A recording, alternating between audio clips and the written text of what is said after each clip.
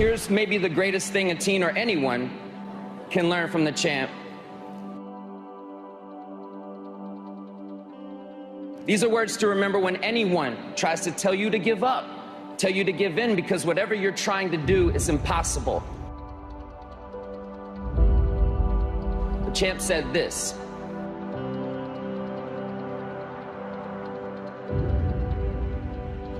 impossible is just a word thrown around by small men who find it easier to live in the world they've been given than to explore the power they have to change it. Impossible is not a fact, it's an opinion. Impossible is potential. Impossible is temporary. Impossible is nothing. Greatest quote ever. So, as a relatively new dad and a former teen, I'm here to say you will make mistakes along the way. You will fall down. I have, many times. Even Ali did.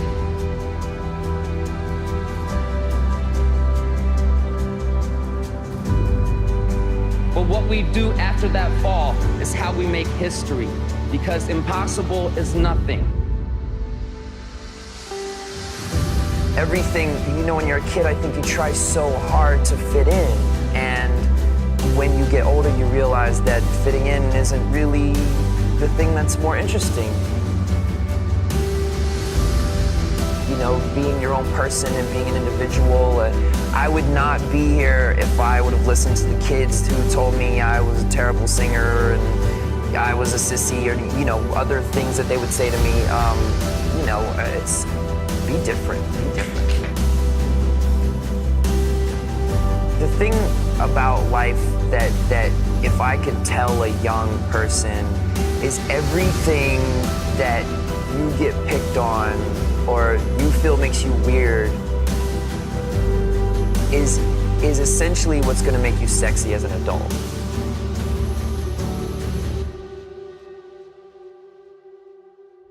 I was 14 when I was in NSYNC and we got a record deal and we were going to travel all over the world, and I just remember my mom always instilling those thoughts in me that, at the beginning of the day, we all put our pants on the same way.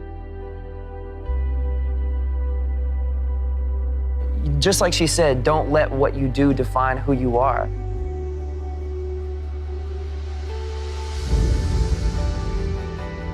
Ten years ago, a great innovator named Steve Jobs gave one of the most inspiring speeches ever at a college commencement.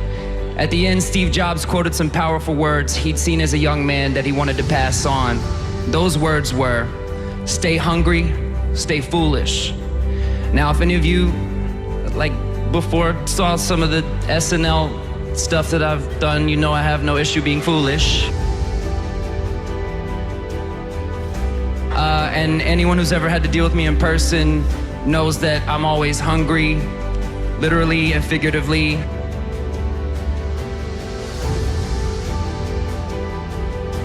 Anyway, so when I was a teenager, I read some words that I found extremely powerful that I've been carrying with me ever since. And those words were from our 26th President of the United States, Theodore Roosevelt. So just indulge me for a second.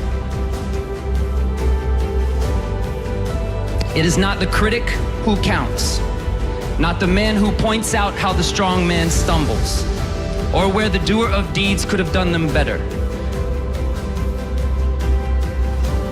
The credit belongs to the man who is actually in the arena, whose face is marred by dust and sweat and blood,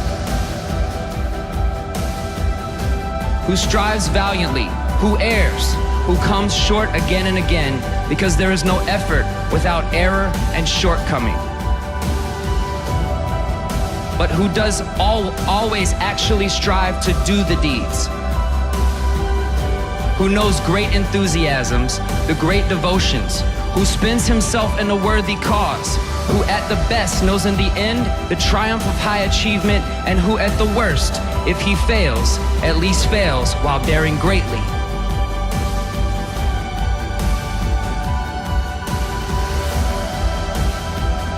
So that his place shall never be with those cold and timid souls who neither know victory nor defeat.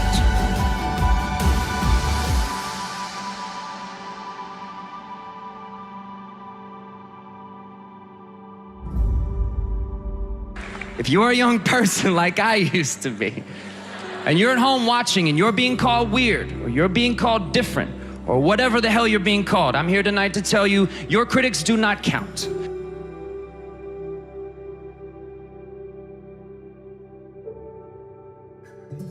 Their words will fade. You won't. Stay foolish, stay hungry, dream, work hard, and who knows, maybe someday you'll find yourself standing on a stage, and maybe someday somebody will be giving you an award, calling you an innovator.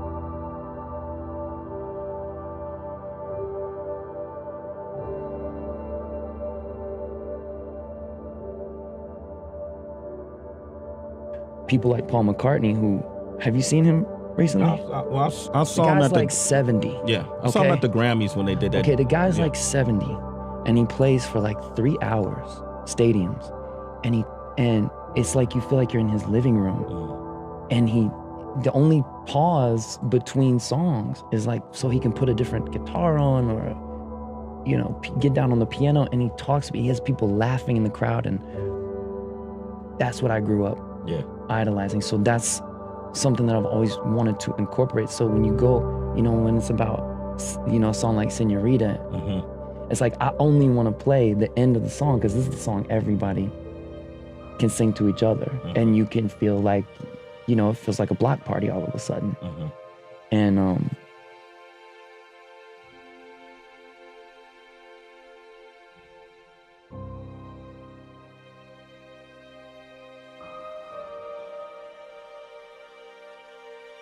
is to make people go like, damn. Yeah. And then to make people go like, you know what? I'm having fun. Yeah. You know, like those two things. Service to others is the rent you pay for your room here on earth.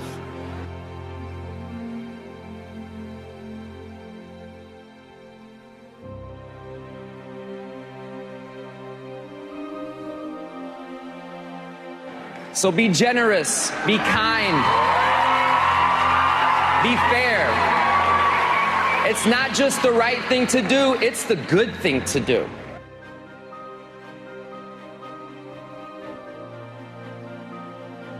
And I think we all can agree that with all the tension in the world today that can divide us, we should be part of the solution and not part of the problem.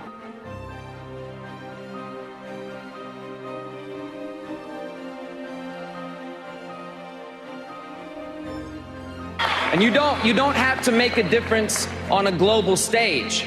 You can volunteer in your neighborhood or in another neighborhood nearby where people might look a little different from you, and they might teach you a thing or two. And have met a ton of people along the way in my time in the music industry, which started when I was very young. About, you know, you can't consider yourself an expert at anything until you've had sort of 10,000 hours at it. And I agree with practice.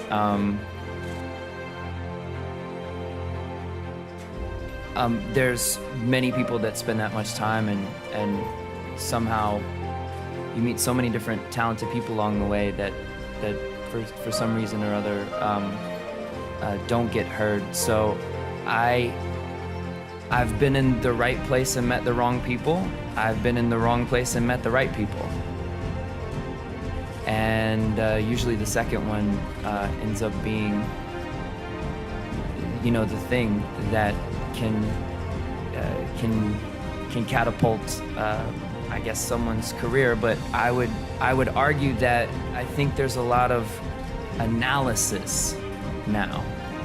There's a lot of like analytics on what might be success and what might be failure. And I think for those of us who kind of spawn something out of an idea, whether it be, you know, a folk singer getting beaten up in an alley or an idea for a song or a painting or what have you, I don't know that I would measure the success or failure of it by how it's perceived, because once it's done, it's just sort of out there and you have to let it live in the ether. I think the ones that I've come to know that have had lasting success in any field have been the ones that understand that and can actually let it go and just continue to be inspired the same way that you were when you came up with the idea for the movie or the song or the painting or what have you. So I think that would probably be the most important thing, is to not get caught up in the rat race of